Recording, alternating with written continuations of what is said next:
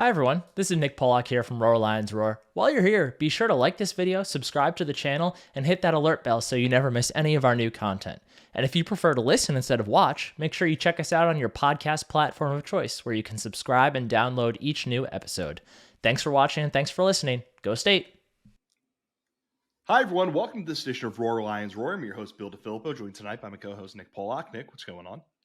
Nothing much. I am ready to get back into the swing of things here with these podcasts. This is 2 in a row for me now. We're back. Two in a row for Nick. It's been we've been packing a few of them. Stacking days, I believe, is the line that football coaches have decided they're going to start using lately. I want to apologize in advance to anyone who sees my head tilted in a specific direction. If you're watching on YouTube, we are recording this during the Penn State basketball game against Wisconsin in Madison. The Nittany Lions, it's halftime right now, are up 36-30. If you see me start cheering, if you start hearing me go, yes, stuff like that under my breath, if I start swearing, it's all because I have a personal investment in Penn State basketball, and me and my therapist have not gotten to that part yet. But what we're going to do is we're going to just kind of talk about the latest goings on in the world of Penn State football over the last couple of weeks. We'll get to, or last couple of days, we're going to get to some stuff with the transfer portal, some recruiting things, but we're going to start with Penn State's wide receiver room. And Nick, we're doing this on Tuesday.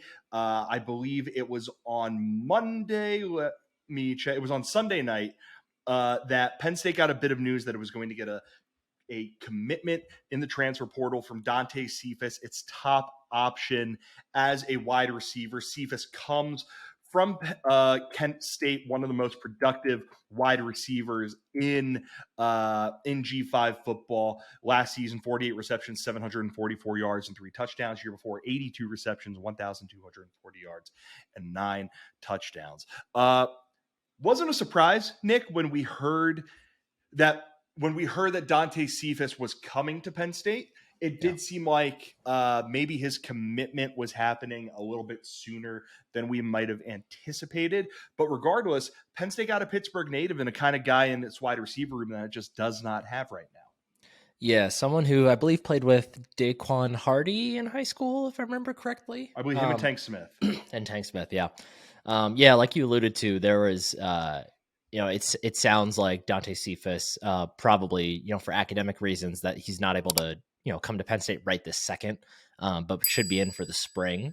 So he'll still have, some time to get acclimated to the team. But yeah, this is a really nice pickup for Penn State. It's, their inability to land a big fish at receiver in the portal has not gone unnoticed by several fans this offseason to this point. So it's nice that they were able to, land the guy that was by all accounts, number one on their list, right from the get-go. And somebody who I think in some ways will remind fans of what Mitchell Tinsley brought to the table this season, but is a bit of a different player. I think he's not quite the same mold, even though he comes from, a similar style of offense. Before he gets to Happy Valley, it's a similar system, but I think he is different in a few key ways from Tinsley.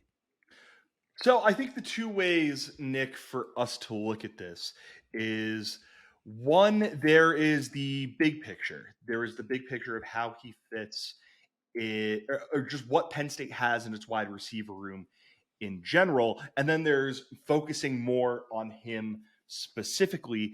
And I think it's best to start with him specifically. Mm-hmm. And you and I, I'm not going to sit here and say that myself or Nick watched a lot of Kent State football over the last couple of years. When did they play Penn State somewhat recently? Was it 2021? Maybe. I'm trying. I might be mixing them up with another. It's honestly like team. Kent State and Akron and then Jordan. They all morphed together. They played in 2018, so that would have been before Cephas was a contributor for them. They were the team Penn State. They were one of the teams Penn State played after that. They were the first game after the Appalachian State and the Pitt games that season. $1 if you can guess Penn State's leading receiver in that game. In the Kent State game? Yes. Oh boy, 2018. Hamler would be the easy answer, but I assume it wasn't him. Might be. I'm gonna. Oh, might be. Ugh. I was gonna say like Mac Hippenhammer, but Okay, well, you're wrong. It's DeAndre Tompkins, 4 receptions, 101 yards, and touchdown. But let's take kind of the individual look at what Penn State is getting in Dante Cephas, Nick. As you and I have gotten a chance to watch him a little bit, what sticks out about him, good, bad, or otherwise, that makes you think he could be a good fit? There are still some questions I have. Just whatever went through your mind when you and I fired up YouTube on our own and went, okay, who is Dante Cephas? yeah. Also, real quick, you could tell me any like year range that DeAndre Tompkins played at Penn State, and I would believe you. Um, so the thing I noticed with Cephas and watching, I think it was for the bloggy breakdown I saw as well on him. Yeah. Inconsistent hands. I'll start with the negatives and lead to the positives. Real quick on hands, I actually have the numbers up if you want me to read those. Yeah. I know. I think he was like credited with like 8% or 8% drop rate, something like that, maybe. Yeah. So for the bloggy and their video breakdown citing PFF, Cephas as an 8.8% drop rate. For reference, that was a little bit below KJ Hamler. I didn't jot his down, but his was in the 13. It was 12 something, I think. Yeah. Parker Washington was at 5.2%. Jahan Dotson was at 5.2%. And Mitchell Tinsley was at 4.9%, which basically says one out of every 10 or so catchable balls that Dante Cephas gets, he's prone to drop them. Yeah, which it's not great, but it's not a killer. It's definitely a negative in when you consider the fact that his quarterback is going to be first year starter Drew Aller by most in almost all likelihood will be Drew Aller. So dropping passes for a young quarterback is dropping him for a veteran is one thing. Dropping him for a young quarterback is a bit of a different animal, and that can kind of have a big impact on them. But Drew Aller also got plenty of time this year, so it's not like he's just like a fresh face, just jumping right into things. He has a little bit of experience, so it wouldn't make as much of a difference there. But so inconsistent hands is not a great thing, but it's not a killer in this case. He's not the biggest guy. He's not the fastest guy. Like he's not like the Dante Thornton in terms of speed that Penn State was looking at. He's not the Caden Prather in terms of size that Penn State was looking at. But what he does really excel in is route running. If you watch his highlights, he does an excellent job of disguising what his route is going to be, whether it's a go ball or a hitch or a dig, whatever it is. He does a really great job of not giving anything away with his hips or his movement, which is something that I think the Penn State receiver room could really use, and is something that could wear off on the other receivers in a really positive way. Because I think something that the Penn State receivers struggle with in general is getting open. I think Parker Washington did a pretty good job of it, but Keandre Lambert-Smith, Harrison Wallace, those guys don't quite have that that natural kind of space finding ability yet. And I think that's something Cephas does really well with his route running. And I think that's going to be a really positive addition to the room, no matter where he actually ends up lining up, whether he's the X or the H, whatever it is. But I think that that addition to the room is going to be a big positive for them, and something that Drew Aller will be able to take advantage of, because we've seen Aller throw the ball. He can sling it. If you get open, he can get you the ball. So it should be a pretty nice natural fit as far as what the room has and doesn't have, and what will help Aller, continue to progress as a quarterback. Yeah, I was really impressed when I watched him at how good he is at getting open. Just kind of as a general thing, whether he's running one of those go routes, whether he's running a hitch, he's really good on slants. He's really good at getting the defender to kind of square up on him or open up their hips a little bit, foot in the ground, slant, go, catch the football, and then make something happen. I mean, he's not KJ Hamler when he gets the ball in the open field, but he definitely sticks out to me as a guy who's really good at catching the football and moving around and avoiding getting just avoid getting taken down, all those sorts of things. Yeah, and that's something that I think Penn State's receiver room has really, really lacked this season. I think Penn State, for how talented how much talent is there. Parker Washington was really good at getting open. Mitchell Tinsley was, he played bigger than his size, and that's something I'm going to bring up Cephas in a second. But they really just lack that guy who has that kind of innate sense of knowing when to get open, especially now that Washington's gone. And I think Cephas is going to bring that to them. And I think for a guy like Aller, who is going to really quick, I need to know what my safety blankets are. I need to know I'm going to go to my tight ends. I'm going to go to whatever receiver gets open. I think having a guy like Cephas is really important. He's gone up against good competition. So the big concern with guys who are coming from really pass happy, really high powered or high octane, whatever you want to call it, offense. I think high octane is probably the best word. Is that, and we saw this a little bit with Mitchell Tinsley, right? While he was a good receiver, he didn't come anywhere close to what he did when he was at Western Kentucky, which I don't think anyone expected him to do that. They expected him to just be a really solid receiver, which he maybe was, just maybe not to the extent that some people thought. Yeah. But Cephas has some experience against good competition or against Power 5 competition.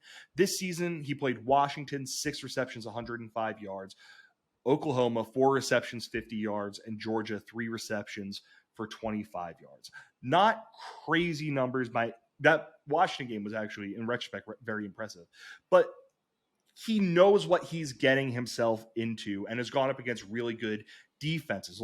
Last year, or year before last, Texas A&M, he starts the season against them 3 for 21 yards, not great. Iowa 2 for 8 yards, not great. But again, it's not like he's going to be dropped into Penn State's, week 3 or 4 game, whatever it is, against Illinois in Champaign and be caught off guard by what he's going to see in terms of P5 power, P5 physicality, speed, athleticism, all those sorts of things. So we'll eventually see what ends up coming from that. But I'm generally optimistic. Nick, are there any other things, positive, negative, whatever, about Cephas that really stuck out for you? Yeah, first, I love hearing the teams that Kent State has played. If anyone knows how to go get a paycheck, it's Kent State. I think, like you mentioned the slants, I think he's going to be a really great fit for Penn State's offense in terms of the RPO game, and even like what plays that aren't necessarily RPOs or just play action slants over the middle. I think that's going to be a really safe play for Aller next year with Cephas as the target, because that is an area that he does really well in. So I think that's going to be a really good fit for the offense. So I'm excited to get him in here, and I look fondly back on my prediction however many weeks ago where I said Penn State's starting 3 receivers next season would be Cephas, Lambert Smith, and Harrison Wallace. So, good for me. Yeah, the only other thing that I'm a little bit upset, I don't know if that's the word, leery about is probably the right word, is he doesn't have, or at least it doesn't come off as he has that like burner speed. I'll see what, maybe he comes in, he tests, we see whatever, and he actually runs a 4.42, but we'll see. He lacks, at least in what I saw, kind of the size and the physicality at 6'1" that a guy like Tinsley brought. Tinsley came in, listed by Penn State at 6'1", 205 pounds. Cephas listed at 6'1", 178 pounds. And I think you see that he doesn't exactly, you could push him around a little bit. And I'm interested to see what happens with that element of his game. If he gets into the weight room at Penn State, he puts on 10, 12 pounds, he gets up to 6'1", 190, and suddenly this isn't as big of a concern. But ultimately, he's comfortable stretching deep. He's comfortable bringing Nick, and this is where we'll talk about what Penn State has at receiver beyond him. He's comfortable bringing a dimension that I just think they do not have. We saw Penn State, it seems like they felt like they had to play a guy like Omari Evans because he brought an element of game-changing speed they didn't really have. I don't think Cephas is quite that fast, but you look in the receiver room, they just don't have a guy who has kind of his innate understanding of how to get open and how to do something after the catch. Do you agree with that? Do you disagree with that? Do you think we just haven't seen that yet out of specific guys? How do you think he fits into this entire Penn State wide receiver ecosystem? Yeah, I mean, I think both Keandre Lambert-Smith and Harrison Wallace can be guys to make things happen after the catch. They're just both such freak athletes. It's in there. I just think they are still working to get to that point. But yeah, like you said, like Cephas he's not KJ Hamler. He's not Jahan Dotson. Like he doesn't have the speed of those guys, but it seems like he just has a good sense of how to move with the football after the catch. Like it's not going to be I don't know. It's kind of like the analogy of like what Katron Allen brings you in the backfield. Like he doesn't have Nick Singleton's speed, but he has really great awareness and he understands how to get around guys. Like Cephas isn't going to bowl anyone over the way Katron Allen does, but he has just a good he just has good spatial awareness. And that's part of what makes him so good at getting open. He just has a good understanding of how to continue to progress the ball down the field, and that's something that like he's not, like you said, he's not going to bring that element of over the top, take the lid off of the defense type receiver. But what he is going to bring is a lot of reliability. And, it's not 20 yards after the catch, but it's probably going to be at least 5 yards every time after the catch. Like he's not going to be someone who necessarily goes down easily, I don't think. I think the way that he gets behind a defense and takes the top off of a defense is because he knows how to do everything else that can trick a defender into thinking, or trick a defensive back into thinking, all right, he's running a slant here. All right, he's doing this. Yes. He's going to be running a hitch here. And then he takes you over the top. And that's where he has that speed to be able to beat you. He's not going to be able to say, all right, let's get into a foot race. I'm going to win this every single time. He has a bit of an element of know-how in how he plays wide receiver. But you look at Penn State's wide receiver room, I'm optimistic that a guy like Caden Saunders or a guy like Liam Clifford has that ability to be able to just run, have such good technique that it gets them open. I think Harrison Wallace and Keandre Lambert-Smith maybe aren't necessarily that. I think I wouldn't be surprised if Harrison Wallace, we'll foreshadow potentially another guy we're going to talk about here in a second. Harrison Wallace is the guy who's a little bit more just go up and get the football. Keandre Lambert-Smith is the, reliable, I need 5 yards. I know I can throw it to Keandre and I know he's going to catch it sort of thing. Mm-hmm. But Cephas, I think, is to whatever extent this group has it, the big play threat so far. We'll see how one of these other guys develop and if someone can turn into that. And one thing that we learned this week, Nick, is that the guy tasked with making that, figuring out who's going to be that guy, it's not going to be Taylor Stubblefield, Penn State's wide receivers coach of the last 3 seasons. It was announced that Stubblefield has been relieved of his duties. He's going to be moving on. Penn State's going to be looking for a new wide receivers coach. Nick, when you heard this news, were you surprised? Do you think it's unfair? Do you think it sounds about right? Like what was your immediate reaction when you heard Taylor Stubblefield's not going to be coming back to Penn State next year? I definitely didn't think it was unfair. That's usually not an emotion I feel when it comes to college coaches. It's part of the gig. I was a little surprised though. I do think it's fair to say the Penn State receivers, considering the natural athletic ability that they have underperformed a bit.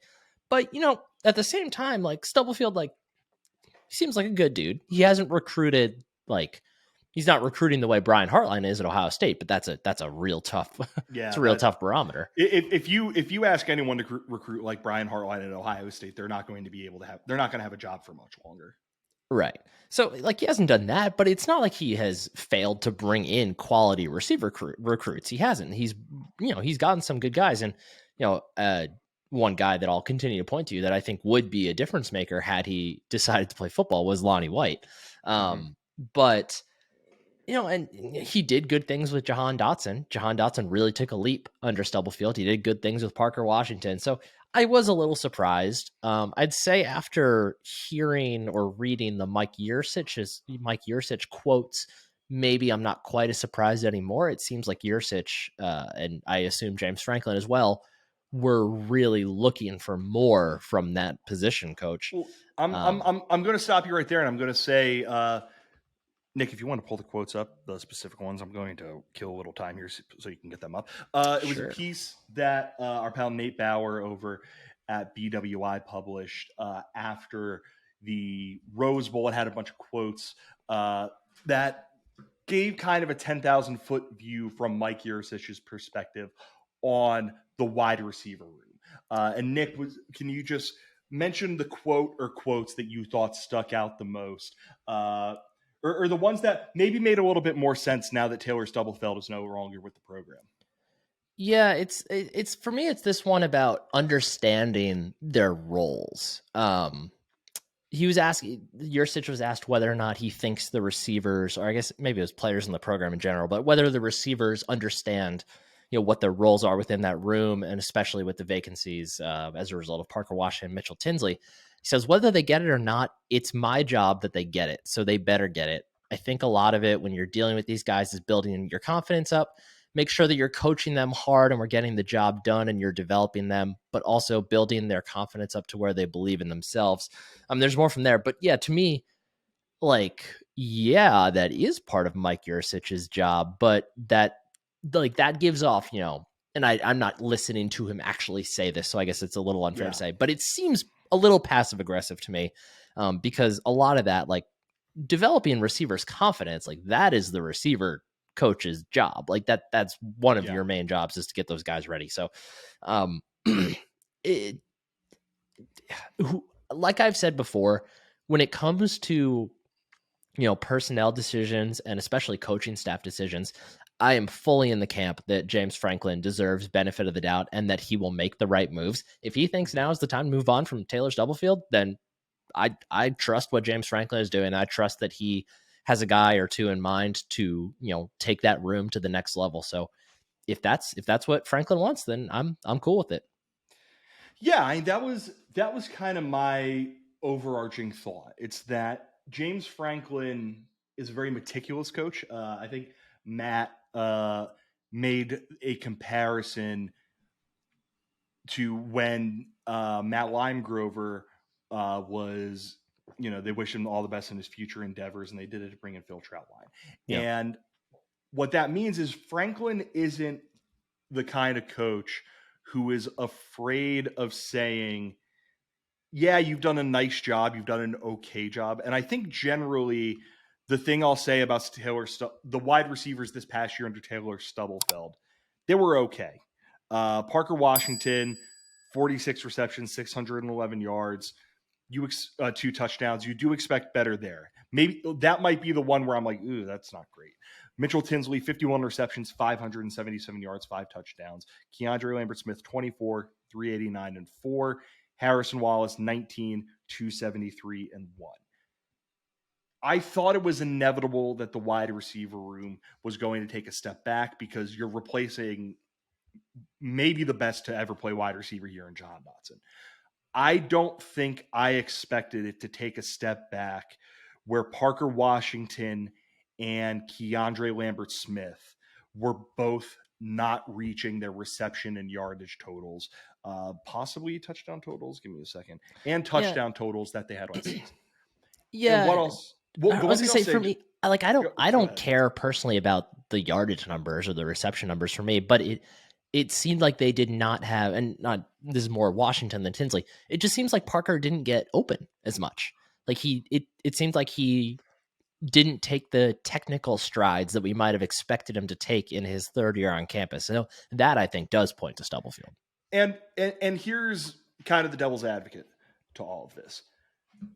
This season, Sean Clifford, Penn State's starting quarterback, threw 351 passes, 422 of the just in general out of the quarterback room. Yeah. Year before that, Clifford threw 428 passes, 486 for the quarterback room total. Clifford actually only threw 100 more passes than he did in the 2020 season, which was fewer games, and also he got benched for Will Levis. Yeah. But what ended up happening, and this is where I think you need a little bit of context for why the wide receiver numbers might not have been as good. One, Penn State had one of the best tight end rooms in the country. Brenton Strange, 32, 362. Theo Johnson, 23, 28. Tyler Warren, 10, 123. That adds on to it. And then the big thing, Penn State was capable of running the football this year. And Penn State was in a lot of games, especially towards the end of the season, where they got up huge and the game was just over and they didn't need to throw it as much. Whereas last year's team stunk, needed to have Sean Clifford throw it all over the place and hope that would work out for them. So all that together, of course, the wide receiver room is going to take a step back. But to kind of play the other side of it, and where I ultimately think Franklin's mind is, wide receiver is a premium position in the sport. Ohio State, the bar that Penn State is trying to clear, even if Michigan, I would say even if Michigan has won the Big Ten each of the last 2 years, I think in terms of just an overall program in how you recruit and how much money you have, just all these sorts of things, Ohio State's the bar. Yep. And you look at Ohio State, they are getting freaks of nature over and over and over again. Penn State doesn't have those kinds of dudes. If you can't recruit like that, you have to be able to develop. And Penn State just wasn't really able to get production down its wide receiver room. After Washington, Tinsley, and Lambert Smith, their top receiver was Wallace with 19 receptions, and then Liam Clifford with 8. Omari Evans then came in with 5. I think they needed more out of the wide receiver room. And like you mentioned, Nick, and I think this is kind of the big point, when James Franklin says, I'm going to make a change, it is usually a very calculated move and something that he's doing because he knows there's someone out there. You know, my guess is you're in the same boat as me. Like, you're going to wish Taylor Stubblefield well. I hope he ends up somewhere good. But like, you know, I fully expect whenever James Franklin names his wide receivers coach, we're all going to go, oh, that was a really good hire. Yeah, I agree. I think Stubblefield is not a bad coach by any means. It'd be cool to see him maybe land at Purdue, back at Purdue. That'd be fun. Like I said, I trust Franklin here, and I think that's the only thing you can do here. Yeah, I'm inclined to agree. And there's one last thing to mention in the world of wide receivers. Nothing is official yet. Penn State hasn't announced that this is happening, but there's a lot of smoke connecting Penn State to Malik McClain, a former 4-star recruit from Florida State. Earlier in the day on Tuesday, Nittany Sports Now reported that McClain, former 4-star recruit, spent the last 2 years at Florida State, is going to transfer to Happy Valley. McClain put out a statement on his Twitter account announcing that he is going to be leaving the Seminoles a little bit earlier this afternoon. But as of right now, no indication that Penn State's going to get him. Nick, 30 seconds on this. I mean, he's the last kind of archetype that Penn State doesn't have. Yeah, he's big. He's 6'4". He's got like 4.5 speed, according to 247 Sports. He just fills a role in that room that they don't currently have, that big body with big speed. And it's essentially what they were trying to do with, getting Dante Thornton to come back around. Just, he just wasn't highly as touted of a recruit as Thornton was. So if he was on Penn State's roster these last 2 years, he'd be somebody that we'd probably be saying, hey, like, why hasn't he developed more yet? So it's a change of scenery, option for them to try to get the most out of a big body. Yeah, I certainly don't think I'd hate if Penn State was able to get him. Pulling up his stats this year: 17 receptions, 206 yards, 3 touchdowns. Year before, 1,690 and 2 touchdowns. Just seems like at 6'4", 201 pounds, like if Penn State can get that kind of dude in, even if, he doesn't immediately turn into, Jawan Johnson or anything, I'll be pretty happy with it. Let's get some money, Nick. Let's talk about Home Field Apparel, sponsor of this podcast. Home Field, as all of you know, they are a premium collegiate apparel brand based out of Indianapolis, Indiana. If you are active on the internet, you have surely seen people goofing around with them, particularly Penn State people. They really like us for reasons that defy understanding, because they're Indiana fans. And Penn State beat Indiana in basketball recently, proving once and for all that Penn State is a more historic and tradition-rich basketball program than the University of Indiana. Their shirts are comfortable. They're unique. The designs are really cool. Nick, I currently don't have any Home Field apparel on. We actually have our cameras off for this. Do you have any Home Field apparel on right now? Not today. I was wearing one yesterday, though. Yeah, I went to the Cavs game yesterday, and I was going to wear a Penn State sweater, but I let Lamar Stevens play, do the talking for our university, and he had a very workmanlike 2 points and 4 rebounds in a Cavaliers win. They have economical. That's right.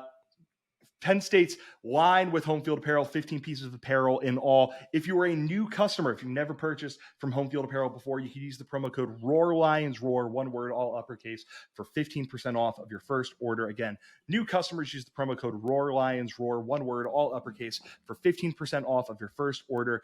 Thank you again to Home Field Apparel for sponsoring this podcast. Nick, let's get back to talking about kind of the goings on in the world of Penn State football. Going to the portal, but we're going to the slightly less fun version of the portal, which is guys leaving Penn State. Keyvone Lee and Marquis Wilson, this is the last time we have podcasted, have announced that they are going to be seeking greener pastures.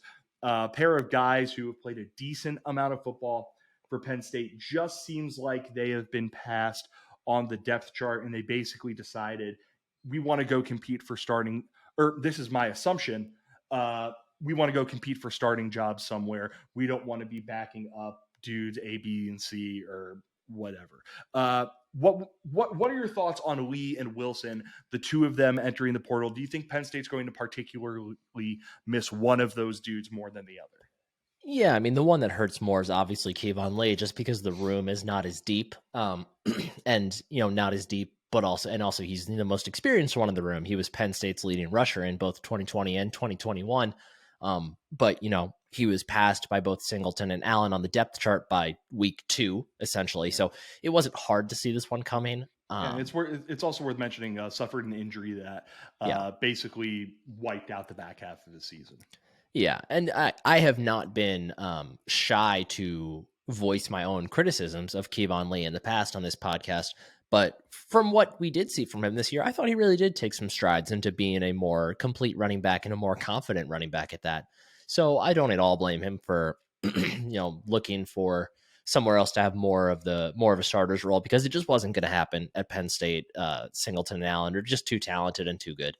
I don't know why I said too talented and too good. I feel like that, talented implies that, but it's a bummer to lose him from the experience aspect, but Penn State is also bringing in 2 more highly touted running backs with this most recent recruiting class. You have London Montgomery, who is I don't know what exactly his injury recovery timeline is at this point. He missed almost his entire senior season, I believe, due to an ACL, but he is an unbelievably talented running back. I believe he went for over 2,000 yards as a junior, so he is a special talent and somebody that could definitely factor into the room once he's healthy. And then they also brought in Cam Wallace from Georgia. I think, yeah, who's not as highly touted as Montgomery, but is just an absolute burner, which I wouldn't be at all surprised to see him get time next year. So it's a bummer to lose him. He seemed like a good guy. Like I said, lots of experience. He was a good pass catcher, but overall, it's not the worst thing for Penn State. They have some coverage there. Marquis Wilson, I don't think he got past last year. I think he was pretty comfortably like the 4th or 5th corner when Joey Porter Jr. was healthy, but it's not hard to see how he will get past going forward. You have guys like Cam Miller in the wings. They're bringing in more talented cornerbacks in this most recent recruiting class with Elliott Washington. They just brought in Storm Duck as a transfer. So this one makes a lot of sense too. Wilson is he's a really fun athlete. He's somebody I think if he goes to a smaller school, he could really thrive in just kind of a do-it-all role, whether that's at receiver or cornerback. But it's a bummer to lose him. He's a fun guy, but ultimately, I don't think that one impacts the room all that much. Yeah, I would be remiss if I did not mention that after he announced he was entering the transfer portal, Keyvone Lee, got some love from Penn State fans, reciprocated it, said Nittany Nation's the best, like that sort of thing. You always love to see that sort of stuff. I didn't go looking for anything Marquis Wilson said. He might have done the exact same thing. If he did, I apologize. I think that's a common thread for Penn State too. Like the guys that have entered the portal, like it's never been with negative feelings. Whereas we saw a couple of guys from Michigan this year both enter the portal before on the right ahead of the Big Ten championship games. Like that's it's a testament to James Franklin and the culture that he's built. Yeah, for sure. And you look at the two of them. I'll spend a little bit more time on Wilson because I think you hit I think you hit every note that needs to be hit with Lee. I mean, I think Keyvone Lee would have been a really valuable member to this Penn State running back room. If he would have done really good things this year. I'm pretty confident that even with how good Katron Allen and Nick Singleton are, they would have found a way to get him involved, and he would have reciprocate. He would have made their faith in him look good. You look at the cornerback room: Johnny Dixon, Kalen King, Daquan Hardy, Storm Duck. Right there are three dudes who have played a ton of football. A guy in King who has played at an all Big Ten level, a guy in Dixon who has played at a very high, who's just been a really solid player for Penn State. Hardy, who has been around forever, is a really reliable slot corner. And now you bring Duck in, second team all ACC, 6 foot 220, just fits the bill for Penn State. The best things could have gone for Wilson was he was going to be backing up someone in that group. And then, like you mentioned, Nick, a guy like Elliot Washington coming in, a really talented freshman. We did the pod, Matt and I, at the start of the early signing period. I really like Lamont Payne. Zion Tracy seems like he has the potential to be a talented player. You keep going through. They have a bunch of other guys in the defensive backfield. Maybe one or two of them moves to corner. We don't know. And all of a sudden, it just seems really hard to see where a guy like Wilson will be able to make a big impact unless there is an injury, unless it's on special teams, whatever. And I just can't blame that kind of dude. A guy who he struggled a little bit in the bowl game when he was kind of thrown out there in a tough situation, but has just kind of been a really solid, really nice, really reliable option for Penn State over the years.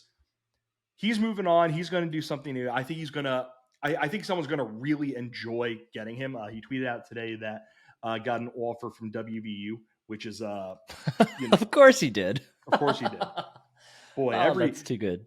WVU, they love themselves someone who went to Penn State, don't they? Or had any interest in Penn State whatsoever. Yes. But he's going to be moving on. I think he's going to be a really nice cornerback. Maybe he's not able to be an all Big Ten caliber player. Maybe he is a really nice player in another conference. Or maybe he is an all Big Ten player, but they just don't think he has the ceiling of these other guys. It happens. I think he's going to go on to do some pretty good things. Any final things on either of them before we get into the recruiting? If I remember correctly, Marquis Wilson is from Connecticut. Go to UConn. Go star at UConn. That'd be fun. Oh yeah, you can be one of the best players UConn football's had in recent memory. Yeah. Let's move on to our final thing, which we're doing this on Tuesday, and that means it's on the same day that Penn State went out and got themselves a very nice addition to its 2024 recruiting class, which now up to two people. Both of them are young men from Western Pennsylvania. This one, Anthony Speca, a 4-star on the 24/7 Sports Composite, linebacker from Central Catholic High School in Pittsburgh. Number 328 player nationally, number 9 in Pennsylvania, the number 26 linebacker in the country. Joins Cooper Cousins in Penn State's class. Penn State is the number 21 class in the class of 2024. Again, Nick, you and I, this news came in. What wonderful timing. As we are talking about this, Speca just tweeted out that Penn State fans need to start tweeting at Quentin Martin from Bell Vernon. The number 1 player, 5-star athlete in the state of Pennsylvania in this recruiting class. I believe the two of them are pretty close. But yeah, let's talk about Speca a little bit. Good Italian boy joining the linebacker corps. What stuck out when you watched him for the first time? He is if you could, build the ideal Penn State kid, it's Speca. He's just a bruiser he's a true middle linebacker, like a bruiser of middle linebacker. From what I've watched, he does a really good job of diagnosing plays and understanding how to flow through traffic and get to the ball. He hits hard. He runs through guys. He doesn't let plays off. And to cap it all off, Brian Doan of 247 Sports, his His player comp for him is Tyler Elsdon. So like what else could you possibly want if you're Penn State? Like I think it's a really good fit. Penn State has I really like Kobe King and I like his potential and Elsdon quite a bit, but they could definitely use a true stud middle linebacker, and Speca could very well be that guy in a few years. So I think it's a great fit. And I think it's good timing for Penn State too, because this is a bit of an anomaly for them in terms of how they build their classes. They typically are, one of the schools to start filling up their commit list sooner than most. So it's a bit odd to actually only see them with 2 commits to this point. So this could be, the first thing that really gets the ball rolling for the rest of the class. And it's a great fit, great prospect. I think it's a A+ fit for Penn State here. Yeah, already seems like he's trying to go out there and be a recruiter, which you certainly love seeing that. Did you see his stats from this past year? It was on the start of the main video on his Huddle account. I kind of brushed past it. He had like 18 sacks or something like that. 10 games played, 122 tackles, 19 tackles for loss, 6 sacks, 3 forced fumble, and an interception. Okay, so the tackles for loss is what I saw. Yeah. I don't know. You can't really tell how he doesn't seem like an incredible athlete. He is Mike linebacker through and through. He looks Mike Hullish. Yeah. He's bigger than Mike Hull. Mike Hull is 5'9", and he doesn't have Hull speed, but yeah. But the thing that he has that I really like is he's not afraid of contact. He's not afraid of being physical and engaging with offensive linemen, engaging with fullbacks, with anyone who's trying to get in his way. And his ability to see things and read it and react to it, it's really impressive. Now, doing that against high school students and doing that against, Travion Henderson will be gone by then, but against Travion Henderson are 2 very, very different things. But you cannot teach instincts. You cannot teach the ability to diagnose a play at the really highest levels. And I think he has a bit of that. And I think he is in a really advantageous position as someone who's going to come in and play Mike linebacker, because I'm assuming he's going to come in as a Mike linebacker. The 2024 Penn State linebacker room should, because I don't think either of these guys are going to go to the NFL, have Tyler Elsdon and Kobe King. Elsdon is a senior. Kobe King is a redshirt junior. Assuming they both stick around, which, Elsdon is like in the dictionary as a Pennsylvania boy. I can't fathom that he would leave. King, who knows? Maybe he decides to go back to Michigan after his brother, I assume, goes to the NFL after next season. Who knows? But there's a chance that Penn State is going to have 2 guys who are going to get 95% of the Mike linebacker snaps. He doesn't have to be relied on to do anything. He can just come in, learn what he has to learn about playing linebacker in maybe Manny Diaz's defense. We don't know if he's going to be a hot commodity for a head coaching job and get the itch to leave after next season.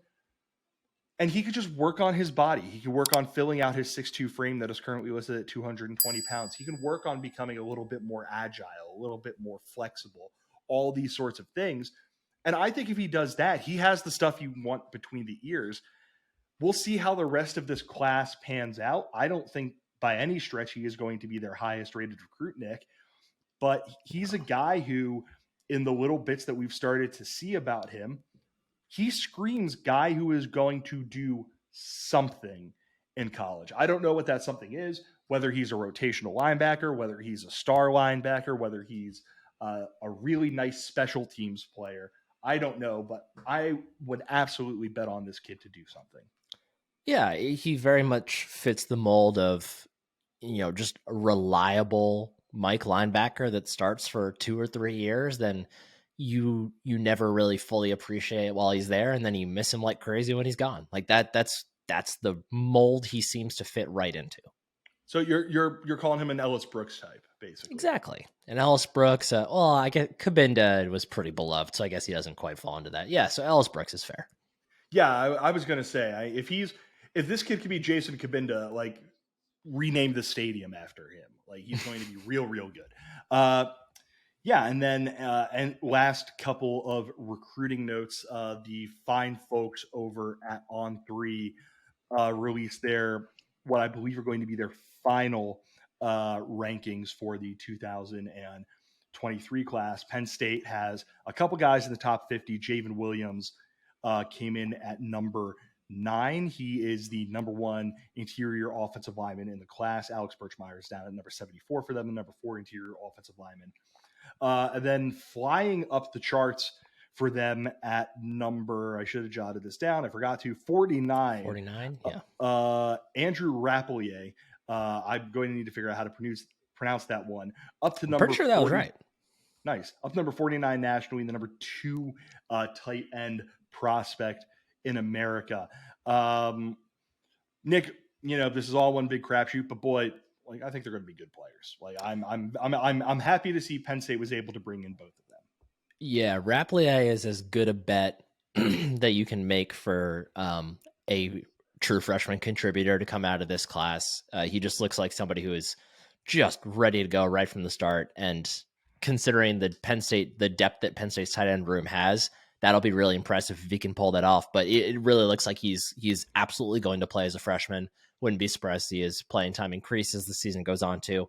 Jaden Williams, I don't think we'll see play as a freshman, or maybe only sparingly, keep the red shirt. But, it's the hype train is, rolling at full speed for Jaden Williams. He's a huge dude who can move as well as Andrew Rapelier can. Like he moves unbelievably well for an offensive lineman, especially at his size.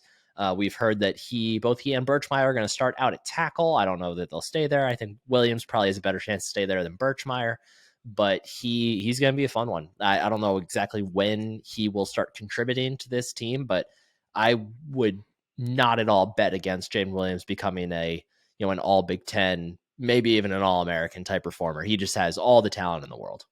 Yeah, I would not hate that. Rapelier's comp on On3 is Mark Andrews of the Baltimore Ravens. I'd really like that because that's a good one. He I don't know if you saw when he nearly chased down Sam Hubbard the other day. He apparently got up to like 20.5 miles an hour. And when every defender on Cincinnati immediately had crises in their head trying to figure out how to block him without blocking him in the back, and then did it anyway, just didn't get called. Yeah, didn't get called. A lot going on with the world of Penn State. We'll have some more stuff coming for you soon. Basketball is currently down by 1. So I'm going to go have a little panic attack over that. Nick, any final things you want to say before I wrap this one up? No, this is fun. Let's do it again soon. Yeah, we will do this again soon. Thank you, everyone, for listening. As always, make sure you subscribe wherever you go and get your podcast. If you use Apple Podcasts, please go leave us a 5-star review. Linktree link over in our Twitter bio will tell you all the places where you can find the pod. If you're on YouTube, hop into the comment section. Be nice to one another. If you follow us over on our Twitter, if you want to follow us over on our Twitter account at RLR Blog, we made fun of Pitt today. You should always do that because that's fun. Last thing before we go, as always, thank you to Home Field Apparel for sponsoring the pod. Use the promo code Roar Lions Roar, one word, all uppercase, for 15% off of your first order. One last time, thank you everyone for listening to this edition of Roar Lions Roar. For my co-host Nick Pollock, I'm Bill DeFilippo. Take care, everyone. Go State.